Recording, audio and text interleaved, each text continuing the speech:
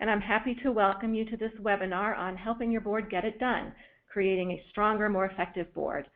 RaDonna Hessel will be speaking this afternoon on how to keep board members motivated, how to make board meetings more productive, and keep their focus on bigger picture goals and accomplishments rather than day-to-day operations. So I think you're really going to enjoy this webinar and get a lot out of it. So before I turn the program over to RaDonna, we just have a few housekeeping notes.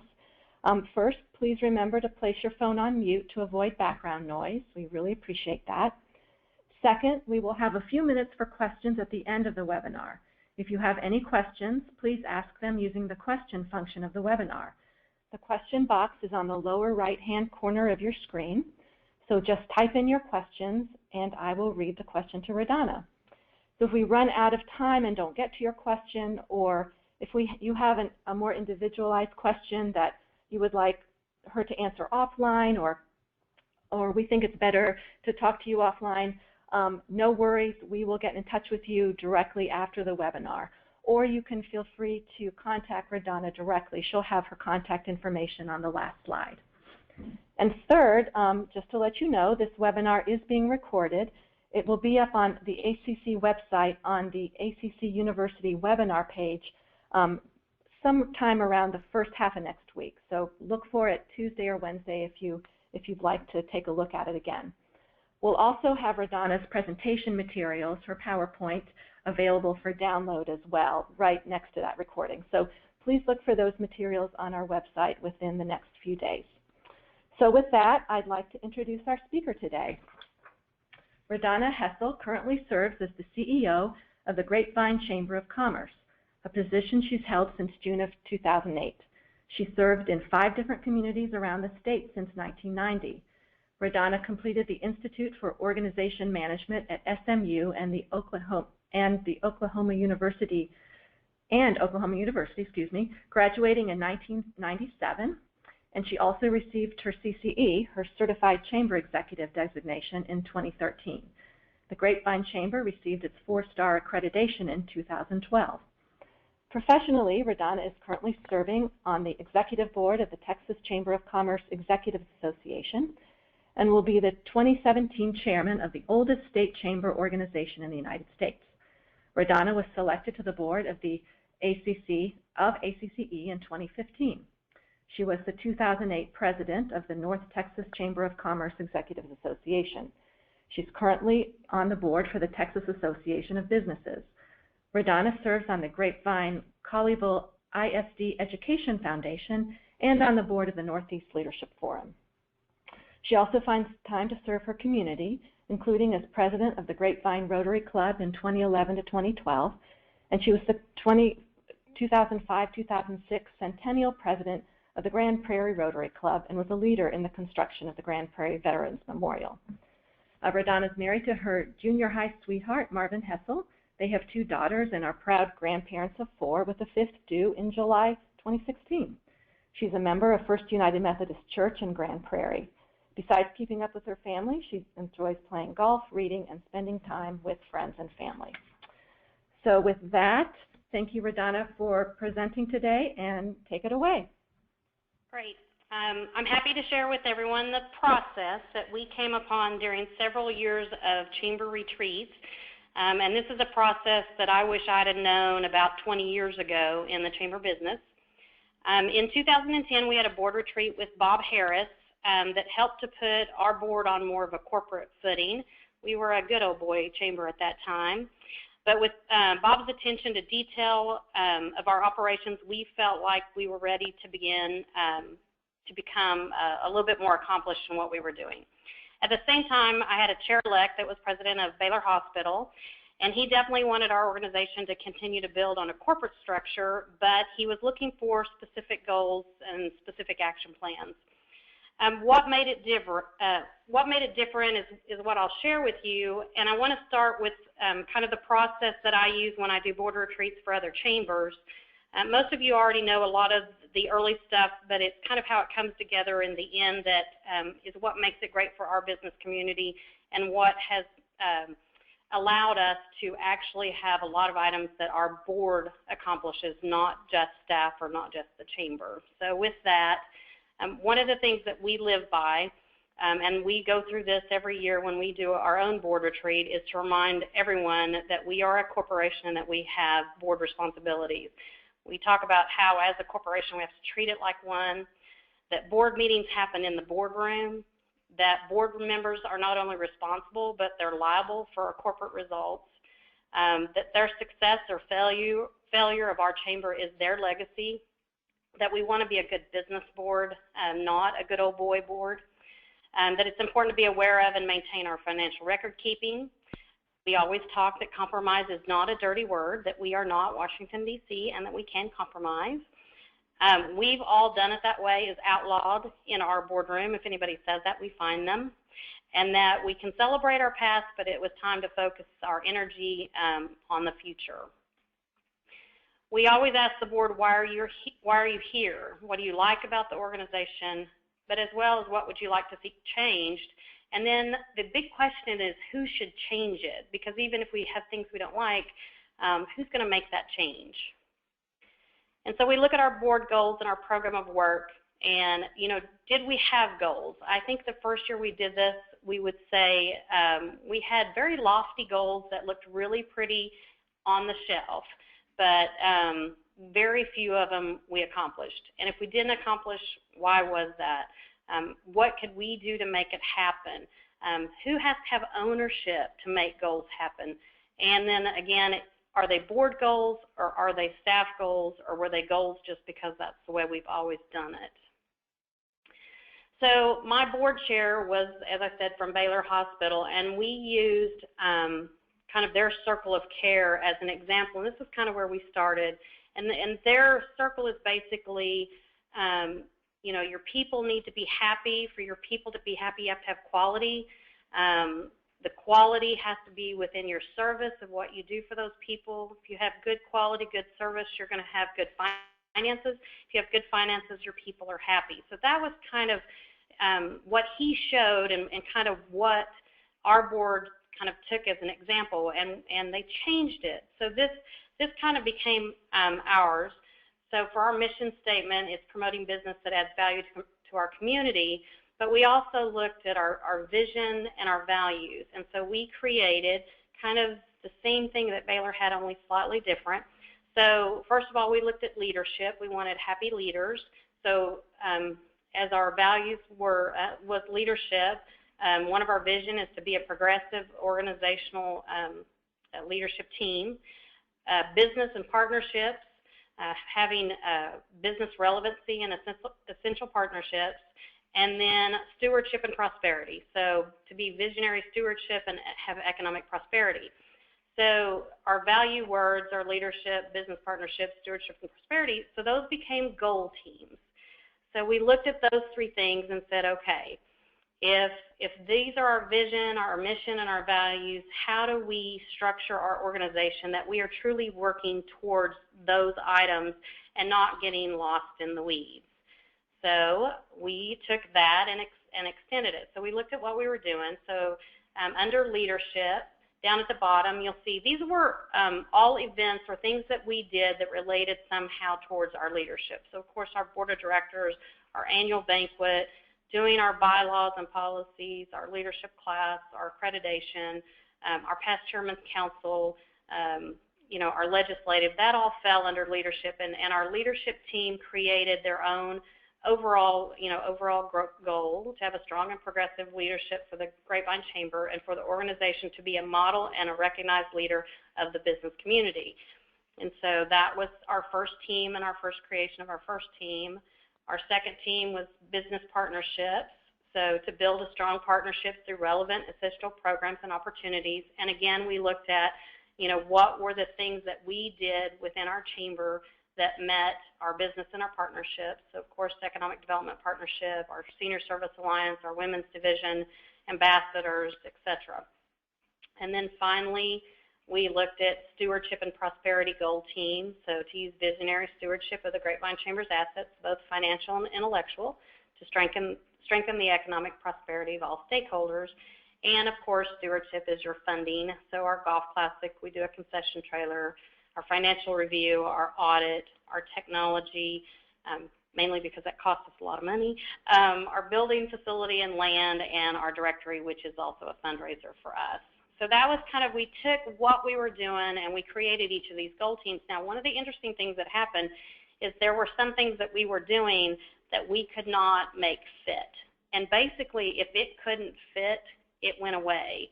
And that was pretty tough because there were things on there that we have always done, but it just didn't fit, so we removed it from our program of work.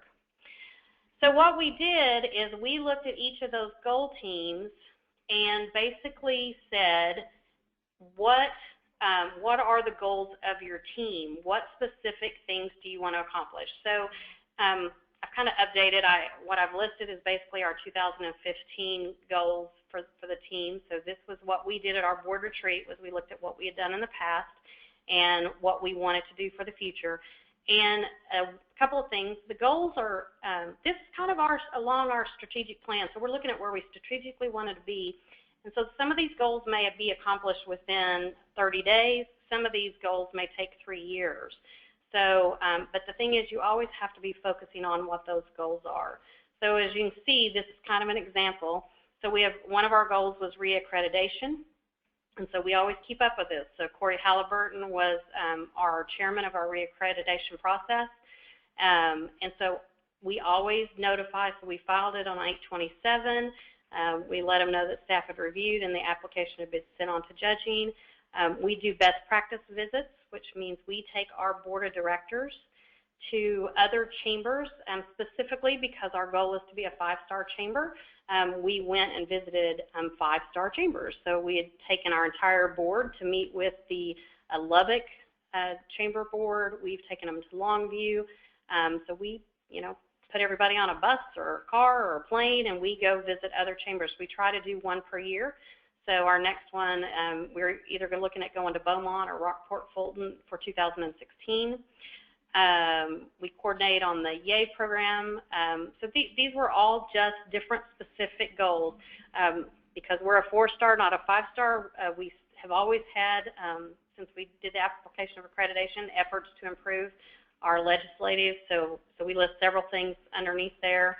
And you can see some have been completed, and some we're still working on, some are still in progress, and that's okay.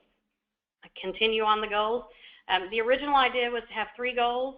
I have an extremely competitive and overactive group of board members, and so they can't quite stick it to 3. So most of them you'll see are 6 to 8. So we're working on doing a state of the city, feasibility study of building and expanding on our land, and of course they're looking for a new logo for the chamber. As you'll see, state of the city, they looked at it, they've decided to move that into 2016. Working on the feasibility study. They actually haven't done that yet, so it doesn't have anything on it. I can guarantee you my board doesn't like it when there's nothing on that, but it's just a matter of timing and making it happen. Again, stewardship and prosperity. These were some of the things that they wanted to work on. These are their goals. For the Chamber Foundation, they wanted to create consistent meeting. One of our goals a couple years ago was to have a foundation, which we accomplished, but then they felt like we weren't accomplishing enough and being regularly scheduled. Our beer booth, long story, they have a lot of work they want to do on that. Our building and our land, of course. And some of these do overlap between the stewardship and the leadership. They may both be working in different areas, but that's okay. Sometimes it takes more to accomplish something. And again, then our business partnerships, membership retention. As you can see, this is kind of how they keep it up. Develop a formal survey. We did it. Conduct a survey. As you can see, we did it. It's completed. They've evaluated the survey, and now they're working on creating the Develop We Want You Back program. They're working on new members. They're working with our women's division. They're working on our top, supposed to be a top 20. I do want you to notice, again, my overachieving group, they now have a top 27. And basically what that is they decided there are businesses in our community that everybody wants to have as a chamber member and they're not. So they created the top 20 list of businesses that we want to be members. And as a board, they go after them one at a time. They've prioritized them to the top. And they just go after one until they either get a yes or a no, and then they move to the next. Again, they're supposed to have 20, and they have 27. They're working again on creating the We Want You Back, and then working on the visibility. A couple of really important notes on this process is these goals are created by the board members themselves. I've done a couple of retreats and later went back and found that the ones that aren't as successful are ones where somebody else set the goal, either the chairman set the goal or the staff set the goal. These really have to be, you have to let the board, review and really kind of down and dirty review their organization, really be serious and talk about what you like, what you don't like, kind of air that out, and then let them focus on what they want to change, not necessarily just what, I want to change. Our board meetings, this is the key. Our board meetings are now about the goals from the teams. We don't talk about anything else. I'll show you an agenda shortly, but to me, this is the key. The other piece is letting the board succeed or fail on their own. One of the very first board meetings we had after we started this process, we changed our agenda to just be about the goals. We had 2 goal teams that reported that they had no report, that they hadn't met yet. We had a 3rd goal team that not only came in with their report, they came in with an action plan, with dates, with a list of who was going to be in charge of each goal. Before I got hardly out the door that evening, my cell phone was blowing up with the other goal teams going, oh my gosh, what do we do? We need to be doing something. So, it was letting, one team got busy and the other teams didn't like being shown up. So I guarantee you that has never happened again. They are always on top of it. And then the other thing is to remind them staff is there to help when asked. These are the board goals, but if the goal needs to be accomplished by a staff member or the goal needs help from another member, we're always there to help. So the process to make it happen is at the planning meeting, you have to agree on your mission. I don't spend a lot of time on mission statements because if they've been around and they like them, great, but review your vision and values, make sure it all goes together if you have them. You have to determine the focus of the organization. What is the strategic plan? Where do you want to go? Always make sure that you have some type of corporate structure in place so that they all know that all the pieces have to work together. You can create your own structure. I've done some chambers that almost duplicate ours exactly, but others kind of work it to fit within their program of work and their structure. Here's another chamber that took our idea and kind of made it their own. There was a chamber that was really looking at, they really felt like these were their, they wanted to have cornerstones. They wanted to have 4 different, they kept saying, but the cornerstones of the chamber, but the cornerstones of the chamber. And then as they started working, this is what they came out. So they have an education team, an advocacy team.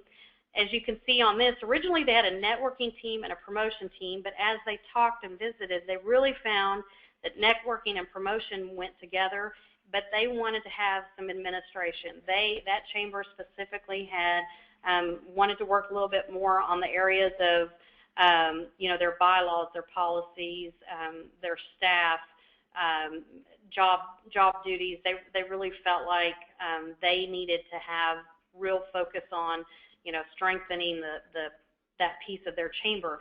So this is kind of what they did. So they took, the same idea. They created their cornerstone.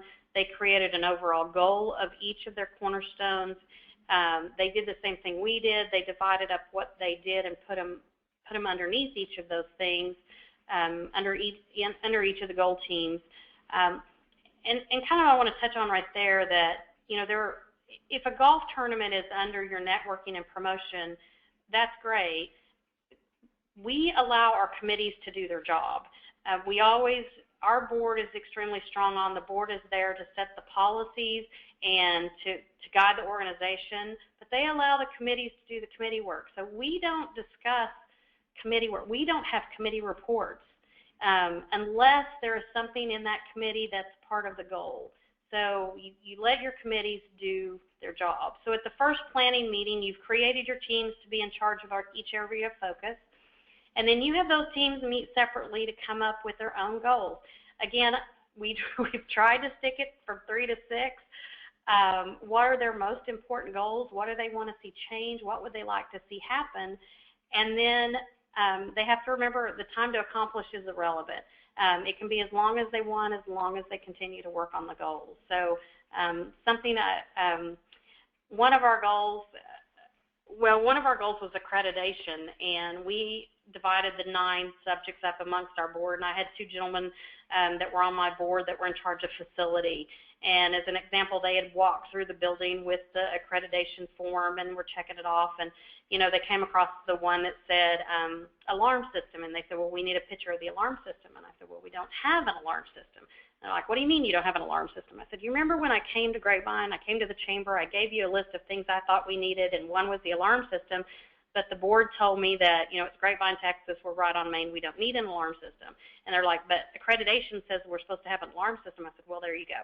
So almost immediately, those 2 gentlemen contacted the head of the goal team, told them that they wanted to add a goal of getting an alarm system onto their goals. So, I mean, that's one that takes, 30 days, sending out the request for bids, getting the bid, and making it happen. But that was important to them. They wanted to be accredited. They wanted to be 5-star. 5 stars, said that we needed an alarm system. So by golly, it wasn't too long until we had an alarm system. But it was their goal to be accredited, their goal to be the best. The accreditation said we're supposed to have an alarm system, so that they made that happen.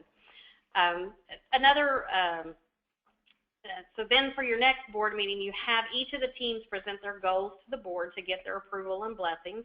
I will tell you, my board sometimes can be a little persnickety, and sometimes they tell them their goals are too simple, so it's quite humorous.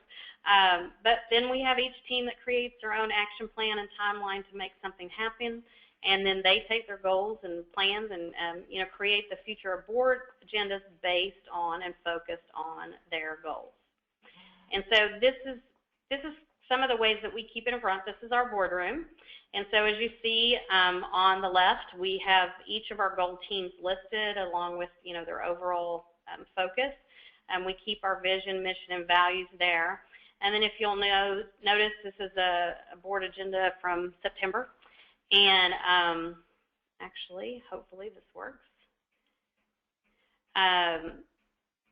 Here's my actual board agenda. So as you'll see, we have the board agenda. So we do our call to order and conflict of interest inquiry on the agenda. We do ex officio reports. We have a chairman's report for anything that we need to vote on, any specific things that are kind of above and beyond the goal teams.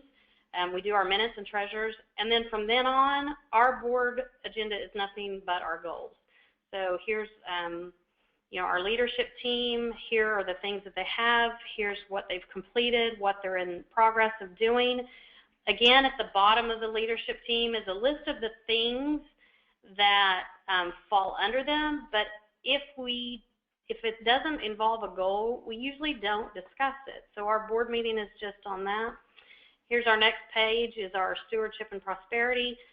Up here it lists who the board members are that participate. Here is their basic goal. And then it lists all the things that they're working on. And then finally we have our business and partnerships. Again, it's what we keep out in front of them, tells them where they're at on it. And then that's it. We talk adjournment. So we literally went from a good old boy having a good time talking forever, 2 or 3 hour board meeting, to all of a sudden having maybe a 45-minute to an hour board meeting because our board focuses on their goals, and that's what they do.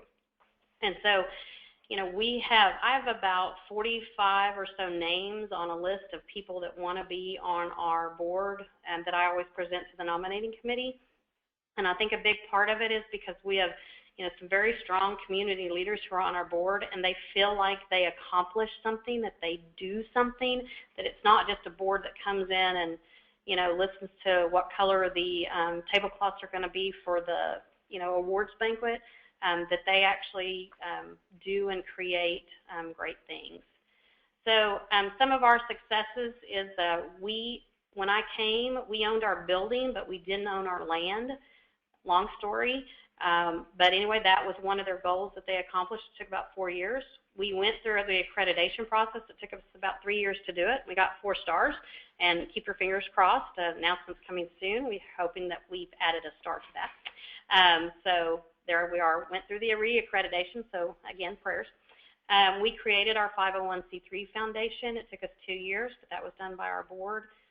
Created the top 20 list. Of that top 20 list for the 4 years that we've done it, we've actually signed up 15 of those top 20. Now remember, that list always grows, so it's now up to 27. But you know, we've had some that have turned us down, but we've had 15 in those years that have said yes, and some of those are very, very hard businesses to convince, but the board can do it. And then we created our legislative council and began taking positions on state and federal legislative issues. That was a really big deal. That took a lot of work. I'll give kudos to Longview and Lubbock and Irving chambers, because they really helped. Those best practice visits really helped our board understand the need to become involved. And in fact, we're so involved right now that my chairman of the board is in a runoff for a city council position, which has never happened before. And I don't think would have happened if we wouldn't have been doing this process. Your success can be endless. You have to have a plan. You have to have a plan to make a plan. I mean, we all talk about it, and sometimes we create that plan, but we don't have to do much with it. We have to work with others to create the plan. It can't be just ours. You have to keep the plan in front of everyone all the time. People, you know, too many of us have it on our computer, or we have it in a really pretty bound book that's, you know, on a shelf somewhere, but is never really in front of anyone. You have to work the plan. You constantly have to work the plan, and you have to review, cuss, and discuss the items that are still on the plan to keep it moving forward. And on that note, I will say that occasionally you put something on, you know, you put a goal on. Maybe you have a board member who's really driven and really can convince people to put something on, and you know, you find that after maybe the first year or second year, it's still on the plan and there's really nothing that's being done. Well, then it's time to review that item, and was that just that one person's goal and no one else really wanted it? You know, you decide whether you need to keep it on the plan or whether you need to take it off. And sometimes you know, things change, the world changes, and then of course anything that you have accomplished, you can, you know, check off, have a celebration, you know, party that it was done, and then add something new and start over. So basically, I'm kind of being short and sweet, but that's it. We have had amazing things happen with our process, and couldn't be happier. And as I said before, I wish I'd have known this 20 years ago. But Susan, that's really kind of all I have. All right. Well, thank you so much, RaDonna, for that presentation. We can now take some questions. So if you have any questions, please take a moment and type them into the question box, and I will see what's there.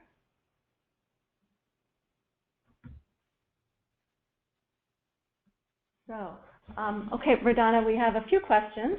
The first is, would you be willing to share your member survey questions? This participant is sending a member survey as well, and wants to see what other chambers are asking in their member surveys. Would be very happy to. They can email me and ask, and I can send it, or I can send it to you, Susan, and put it up. And I will say that that survey was done by that committee.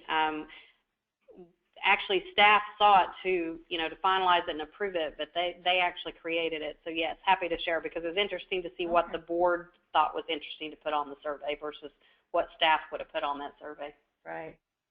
Okay, that would be great, and I'd be happy to post it if you send it, or the person asking or anyone can email RaDonna individually. And then another quick question, is the accreditation you're talking about through the U.S. Chamber? The 4-star accreditation? Yes. Yes. And another one about your chamber, RaDonna, is your chamber a chamber only, or is it an economic development and CVB organization included? We are a chamber only. We have a very strong CVB in our community. In fact, they have a rather large budget. The CVB director serves on our board, and we partner with them a lot, but they have their own organization. And then on the economic development, we are on an economic development partnership team with the city, but again, they have their own economic development staff. Okay. So here's a question about local government issues. How do you address local government issues, taxes, regulation, et cetera?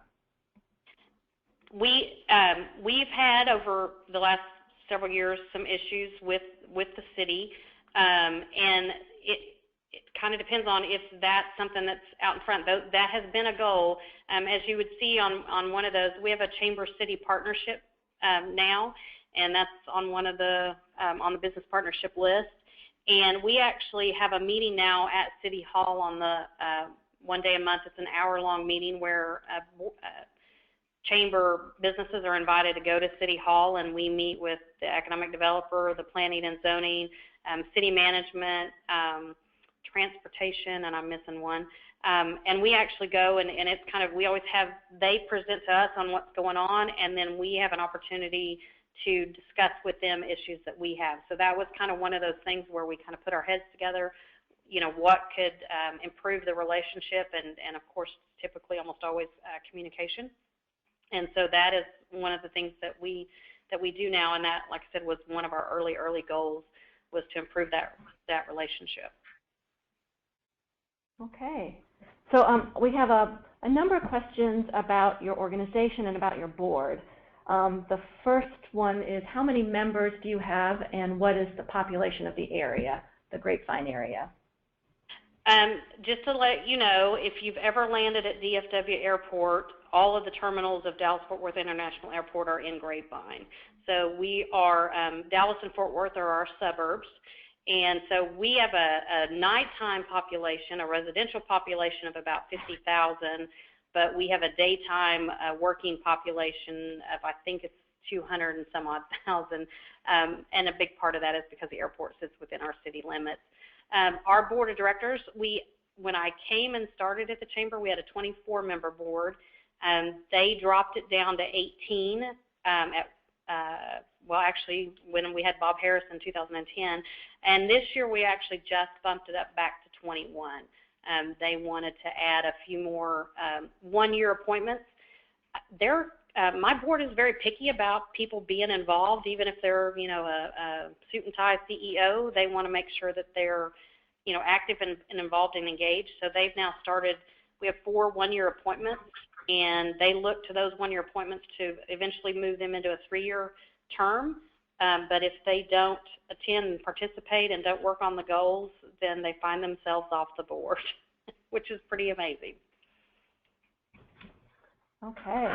And then we have a couple questions about these folks who want to be on the board.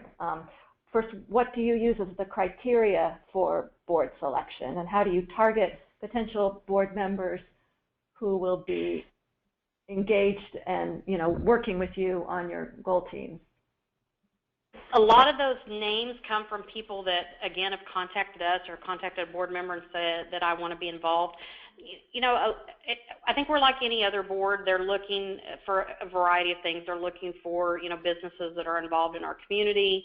They are looking for, in some cases, businesses that they want to get involved in the community. You know, you have a large, you know, corporation in town that, you know, sometimes the only way to get them to be involved is to get them on the board at that level.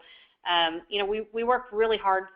For those that have been in Grapevine, you know, Grapevine, we have a historic downtown Main Street, so we have a lot of small retail, we have a lot of restaurants, but we also have a lot of major corporations, especially with the airport here and Gaylord, Texan, et cetera. So we work really hard on making our board diverse, and I'm not talking, you know, specifically race. It's diverse on business sides. We try to be equal in small, medium, and large businesses. We strive to look at, you know, industrial versus, you know, mom and pop downtown, and then we also have a really strong tourism community, and so we try to make sure we include them. So it's just a matter every year of looking at who's going off and trying to, you know, fill fill that position with, you know, kind of what will make us a well-rounded board.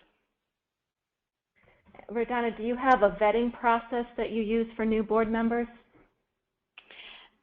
We have a very strong nominating committee, and they review anyone that, you know, wants to come on the board. They'll contact them. They're picky. They're picky about who they get on. So I wouldn't say we have a formal process. I mean, we don't have them fill out, you know, applications. We do ask for their resume, and they are, you know, my board, if they don't know the person or have been known, or the nominating committee, I'm sorry, have been known to, you know, contact them, contact other people that may know them, because they want, you know, again, it's a lot about just activity and focus on the future. Okay, and then there's a couple of questions about keeping your board involved, keeping them at how do you keep them at a strategic level and not dipping into tactics? What do you do to keep them focused on their goals and not in the details or the tactics? I think the good news for us is because let's see. When I came, we were very much a good old boy chamber, as I said, and we purposely looked to put 3 people in the chair position for 3 years that were extremely corporate-minded people. You know, we had a little pushback from our community saying that, you know, all you're doing is bringing in these big businesses to run the place, but we really needed those 3 strong years to keep us focused on, you know, on the corporate level. Now after that, you know, we brought in, you know, some of our smaller business owners as chairs, but they had been involved enough with the others to see the benefit of keeping it more on that, you know, 50,000-foot level versus getting down into the weeds. And, you know, any new board member that comes in typically is going to the first year kind of sit back and, you know, watch and see where they, you know, where they fit in. And I think what we found is that because we maintain that, because that's the way our agenda is, you know, even those that are a little more, you know, relaxed. I mean, we have fun. I'm not saying that it's an extremely boring meeting. I mean, they constantly, you know, laugh and have a good time. But if somebody starts to get in the weeds, somebody else will call them out on it. They'll say, you know, isn't that a committee function? Maybe you could talk about that after the meeting. They keep themselves in line because that's the way that they've seen us have success. And it's usually not me, quite honestly. I don't have to do anything with it. They very much police themselves now because they've had success. Okay. So here's an interesting question, commenting on all the work that's done by your board. How long did the shift from the old boys to progressiveness take that you talked about at the very beginning of your presentation? I think at first it felt like it took forever, and it probably was 2.5 years, 2 to 3 years. My first chair, well, I had a chair for about 6 months, but my first full year chair was definitely one of the good old boys, and in fact had applied for the job and didn't get it, and so he wasn't necessarily, in fact, I asked him in March if we'd ever be on the same page, and he said maybe by November. Which made it a long year. So the change really kind of started happening after him. And I would say it was probably, you know, it probably was about 2 years, but because of that first goal team that really got after it, I mean, after that first year of really having the goals and setting the goals and changing the board agenda to meet those goals, after that first year that we really did that, I don't think we would have ever have gone back. It was kind of amazing. So I would say 2 years, but it was more like 1 year, you know, kind of getting us in position to do it. The second year actually doing it. But once they saw how much they accomplished and how much they completed, we haven't ever had to, you know, we just haven't ever had to change the process, because it continue, you know, there's still a ton of things that they want to add to the list. And like I said, at every, you know, board retreat, we really are just, you know, we always reevaluate our strategic plan, where we want to go, but our list of goals, just, you know, we still have things that they want to have on there. We just kind of have to keep it under control on the numbers. Okay, a couple questions on how many chamber members do you have, and what's your annual budget? We have, we're right at 900 businesses now that are members. I think in the downturn of the economy we probably got down to really close to 690, I think, was the lowest, and we've worked our way back up. We have, I think our budget is now, I want to say 750,000 is our 750, I think, is our 2015 budget number. Okay. And here's a great question. How do you keep the board, this active board that's doing all these great things, how do you keep them from monopolizing the staff's time as they are pursuing their goals? They're their goals, and they know that. I think it's kind of interesting, you know, I'm on one goal team because I'm a board member, so I'm on the leadership goal team, so I'm usually aware of what they're doing. But I think they take a lot of pride in what they accomplish. So they don't necessarily, it's kind of, it can be scary. I'm a little bit of a control freak. So there are times it makes me really nervous when they're out meeting on their own and sometimes doing things on their own. But they take a lot of pride in that, and what I found is that, you know, they only contact the staff if they feel like it's something that we need to, you know, help them with, or, you know, if they hit a little bit of a brick wall or whatever. I've just found that they take a lot of pride. I mean, these are, you know, and we talk about this, you know, you are all business owners. You know, how would you do it in your own company?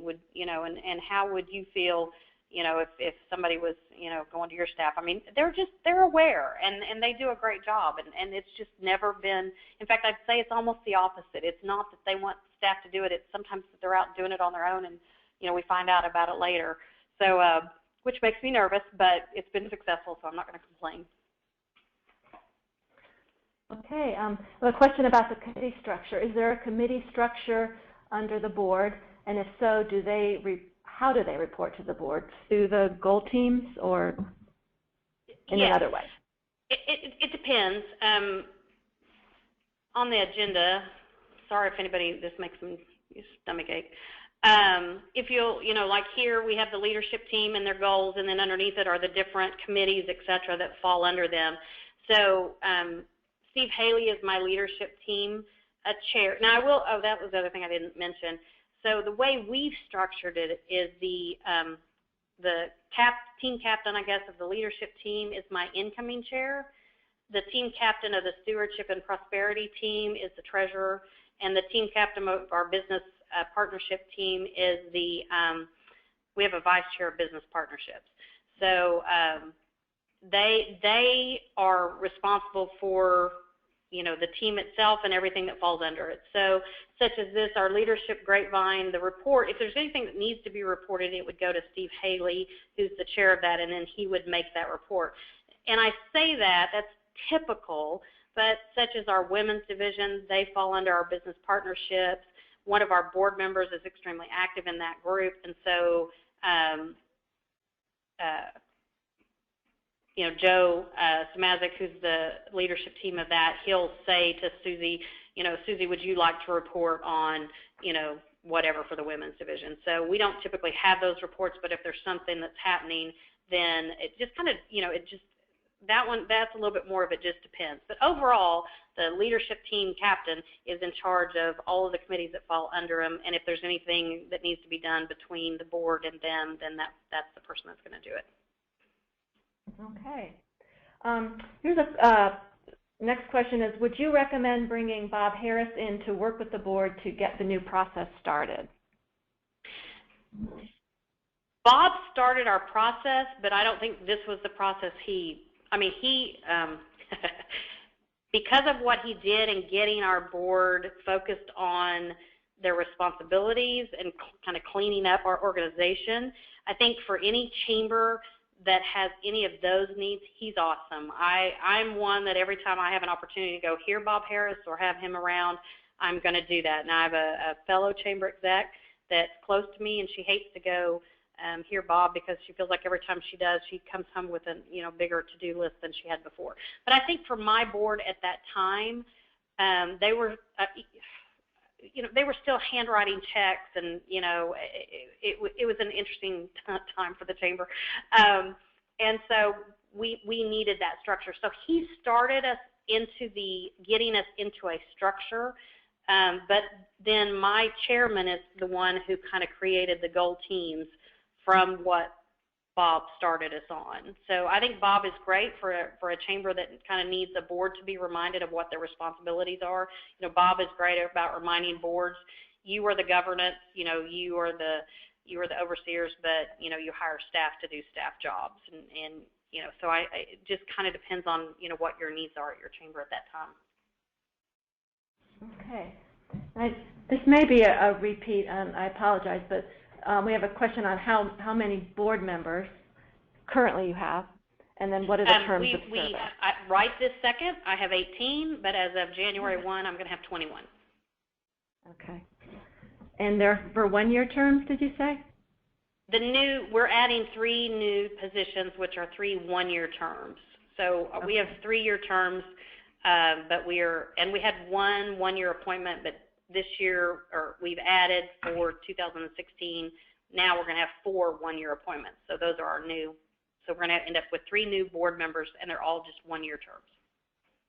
Okay. Okay, this person has a board of about 50 members. What online systems do you use to both share and store materials, such as resolutions, agendas, bylaws, where board members can log in to see the information, including historical documents? We have an intranet within our website, so they can log in through our Chamber Master is our database that we use, but we had an outside company create our website, but a big part of that proposal or process was that when they created it, they had to create it so that we as staff could make any changes, additions, et cetera, to it. It had to be something that was basically created for us to operate. And so as a part of that, within our website, we have an intranet where our board can go into and we can post, board agendas and all of our documents. Okay. RaDonna, are your ex officio members, like the mayor or city manager, expected to be part of the board teams, the goal teams? Yes, they are. Our ex officios vote. I had a chairman several years ago, not a chairman, I'm sorry, a city manager who said, if I'm important enough to be making reports to the board, and, I should be important enough to have a vote, which I found extremely interesting. And we had a lot of conversation about that. But our city manager, our school superintendent, our director of CVB, and our hospital are all ex officio, and they all have a vote. So, the decision was that they each have one vote. We are open enough within our board that we don't always vote the way the city manager votes, but we're all grown-ups and adults, and they can get over it. So, so our ex officios are on our board. Our ex officios are on goal teams. Our ex officios are expected to attend, and they are involved, and and they want to be, quite honestly. There was a follow-up question on how you get them to attend and report monthly. I think that it's the level of who our board is, and the fact that they have that vote, and our board is appreciative of the fact that they do attend. I think like our city manager, I think he feels like we appreciate that he's here and that we value his opinion, but we also it's kind of like if one of them's going to do it, then they are a business manager just like people that run companies. And so you have the president of Baylor Hospital his time is just as valuable as, the president of another company. And we have those discussions. I mean, they're very, they can be a little brutal sometimes. But I can also say we have an attendance policy. If you miss 3 meetings in a row, you're considered, that's an automatic resignation from the board. Now, I say that, I mean, if somebody's in the hospital and, on a deathbed for 3 months, and that there would be extenuating circumstances. But basically, if a board member of any level, ex officio or whatever, didn't attend 3 in a row, that's considered an automatic resignation. And they all know that, and they've done it. So even with our ex officios, it's the same thing. Nobody wants to be that person. Okay. So we have a question about YEA, Y-E-A. I'm not sure if you pronounce it that way. The question is, why did you decide to get out of YEA? We're just getting started, and our school district is not supporting it. Oh, that's interesting. YEA is the Young Entrepreneurs Academy, done through the University of Rochester. We did it for 3 years, and quite frankly, we were too successful. We did it for 3 years. We had great community support. We did have good support with our schools, but it went so well that our school board pushed our school district to create an entrepreneur program within the high school.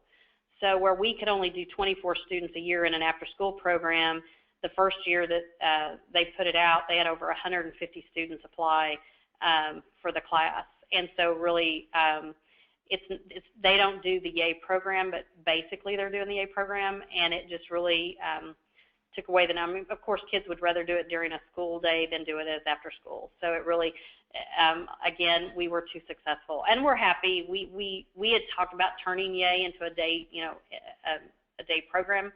They just did it a lot faster than we expected. So we did our 3-year contract, and we just didn't renew the contract because, again, the school created an entrepreneur program. Okay. Well, another question about staff. Does your professional staff feel that it's being left out of the strategic planning process, and how are they taking that? No, actually, when we do a board retreat, we close the chamber and the entire staff goes to the board retreat. So they get to have some say in the goals, et cetera, and they're aware. And again, the board members are extremely appreciative of the level of my staff and involve them when needed. But it's kind of nice that, I mean, we have a full plate as well in just, managing the day-to-day of the chamber.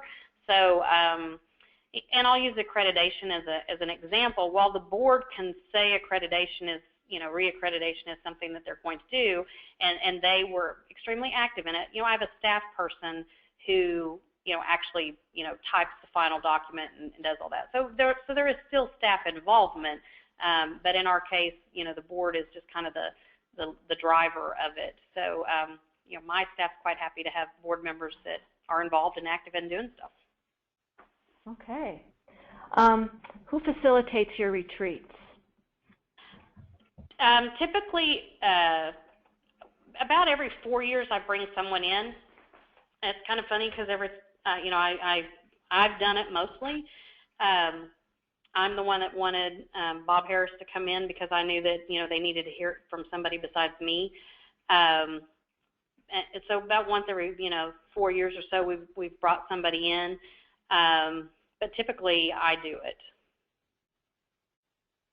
Okay. So one final question. Do you have any final recommendations about shifting from an inactive board to an active board, or starting this process, changing the culture to an active board? It comes from when I first came, the very first board meeting I had was almost going to be the last board meeting of the Baylor president because he and I met. I met with every single board member, and we talked about what they saw as what we needed and didn't need. And when you talk, you kind of know who's on what side of the fence, so to speak. Basically, Doug Lawson, who was the Baylor president then, said, I just don't have time for this. I just can't, do 2 or 3 hours of a rambling board meeting. And I told him at the time, I said, I've been hired to make the change to create, more of a corporate business environment. And to do that, I need you to stay with me. I need you to not bail. I need not only you, and at the time, you kind of know who those people are. I said, I need these people, and he said, what do you want from me? And I said, I want 3 years. I want you to serve your 3-year term, and I want you to help and not, step out. And at the time, I kind of knew, the process I wanted. I knew who the leaders were going to be because I'd met with most of them, and basically he came. I said, stay with me for a couple of months. I think you'll see differences. I think you'll see changes, but just know I need your help. And and I'm not proud. I'm going to, ask for, the help. And he came back. He called me one day, said, we need to talk, which, made me really nervous. But basically when I went, he said, you're right.